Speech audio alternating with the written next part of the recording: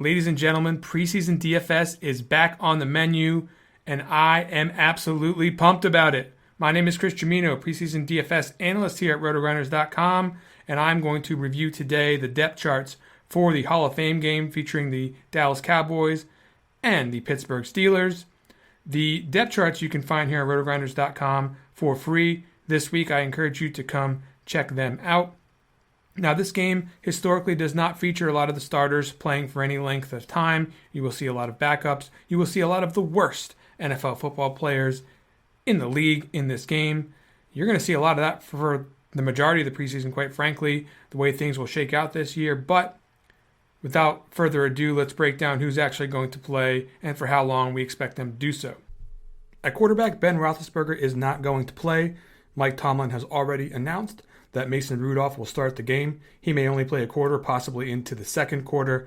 Dwayne Haskins will finish out the first half. Now, Tomlin said he wants him out there for the 2-minute drill. He may open the second half as well. That's what I originally expected.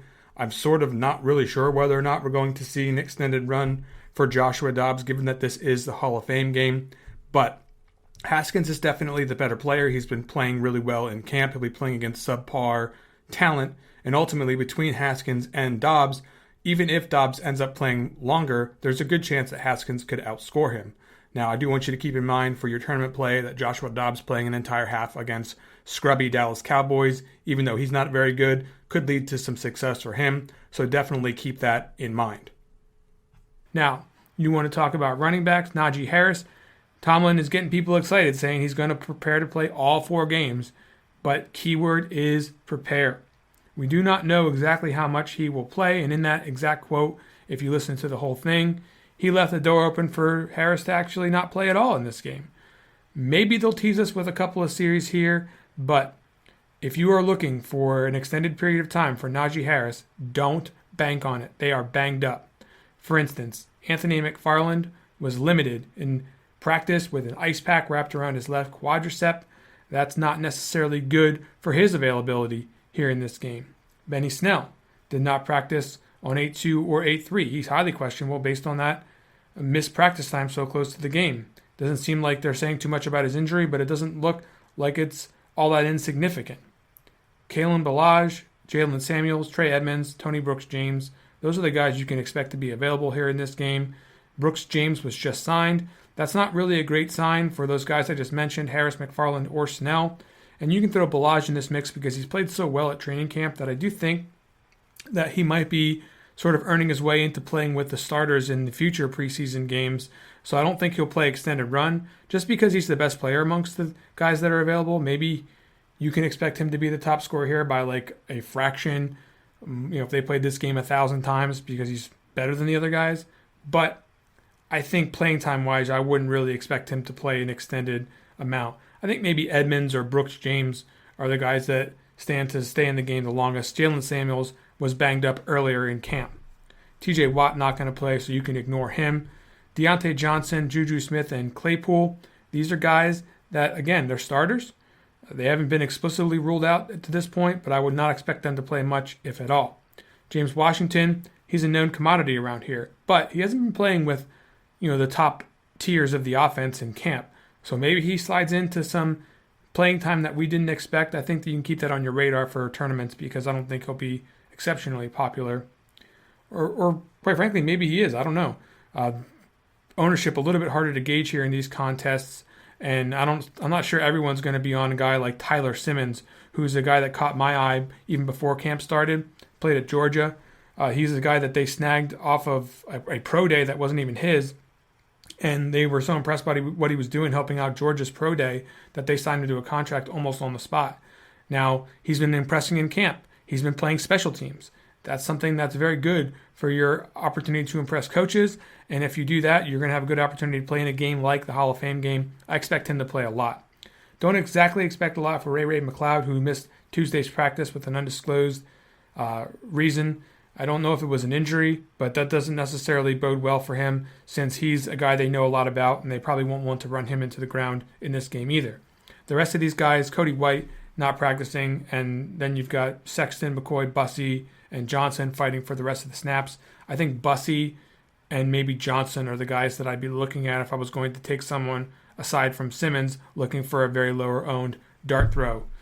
The tight ends, forget it. They're banged up. Ebron's, he's not playing. He's been banged up all camp. Freiermuth left Tuesday's practice with a shoulder injury. Even without that, I was a little bit nervous about him not playing as much as people would expect or want, simply because it's the Hall of Fame game, and they're going to want to run him a little bit more later in the preseason. With the injury here, or at least what seems like it might be an injury, I'm not so sure that we want to take too much of a tight end in a showdown that might not play very much. Same with Zach Gentry. He left Tuesday, or he did not practice on Tuesday with the left leg.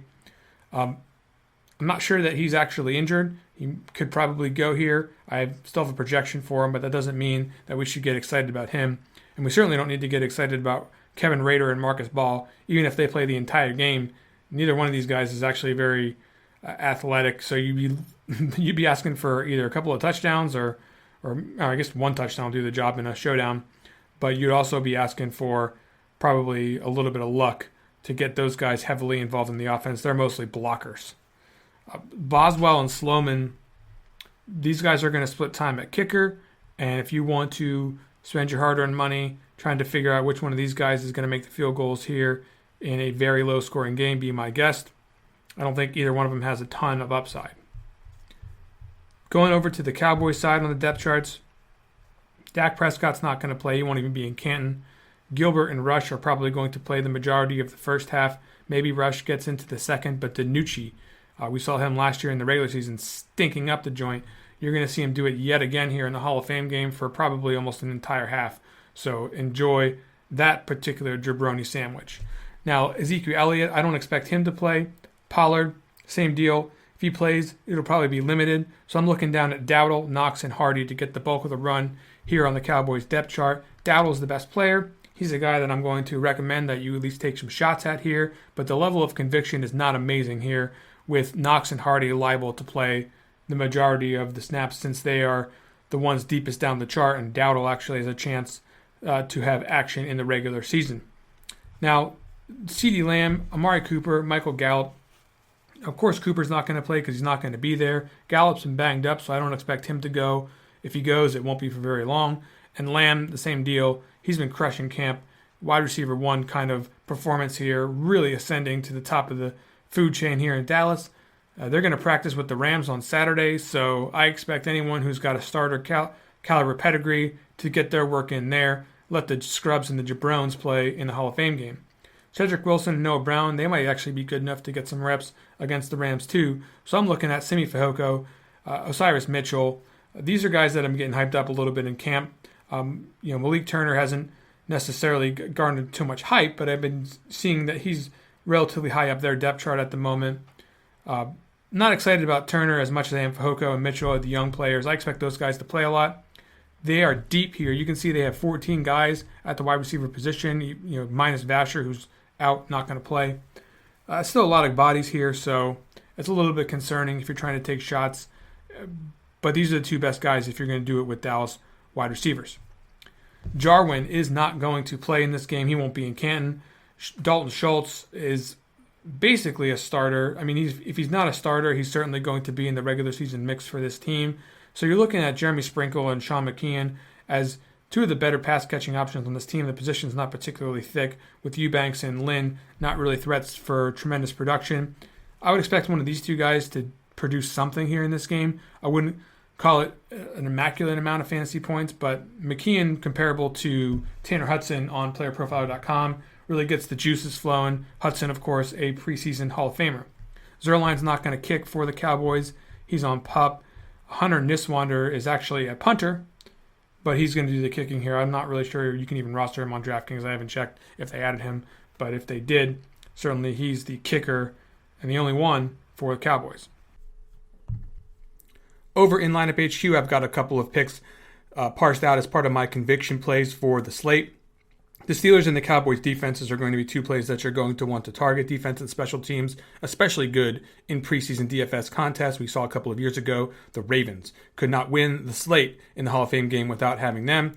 I think that the Steelers are going to be in a particularly similar situation going against three weak quarterbacks for the Cowboys, so there should be plenty of mistakes on this particular night. So you're going to want to at least target them in the flex, and they are certainly a high possible candidate for your captain slot, even with the volatility of the defense special teams position. They're the highest raw projected play on the slate. Now, there's not really that much else to get super excited about because of all the volatility and uncertainty that goes along with this game. However, if you're playing in tournaments, I've got 3 guys that I'm quite interested in. Rico Dowdle being the best of the 3 Cowboys running backs that I expect to see significant run. He's just a player that, even if he doesn't get as much run as the other 2 backs, I think that there's more potential for him to get some of the high DFS scoring situations, such as receptions, such as a touchdown, as opposed to the other fellows that are going to play in this game for the Cowboys. Now, Tyler Simmons, he's someone that I talked about earlier. Definitely a very good potential to play a lot in this game. So they want to play some of the lower tier guys. I expect because of his special teams ability that they'll want to get him involved heavily in this game and also see what he can do on offense. And he may be playing a bunch with Haskins, who's just a better quarterback than anyone else in this game, surprisingly. So there's a guy that you might want to target for your tournaments. Now, Semi Fehoko, red zone guy, someone who's got size and speed, could break a big play, someone who I expect to play quite a bit, being a rookie, not necessarily being someone who's beyond reproach in terms of playing time. Maybe they hold him out for a couple of snaps more than some of the other younger guys because they want to see him against the Rams on Saturday. However, I do expect him to play enough to be viable in this format. Folks, that's going to do it here for this little preview of the Hall of Fame game. I encourage you heavily to come hang out with us for the rest of the preseason in Discord. Come check out the tools, check out the depth charts, check out the broadcasts we're going to do for the biggest slates with Alex Dunlap. Come absolutely check out the Lineup HQ Optimizer. If you're going to build some lineups here, we are going to pack that puppy full of insight. And of course, I love the preseason. I hope you can hear it in my voice how passionate I am about these players. I love the worst players in the NFL. It really keeps me going here in the offseason. And I want you to come and check out everything that we're doing here at RotoGrinders.com. Folks, that's going to do it. Let's go get it. Hey, thanks for checking out our videos. If you want more expert advice on DraftKings, FanDuel, or any other daily fantasy sports, make sure you check out the current videos playlist.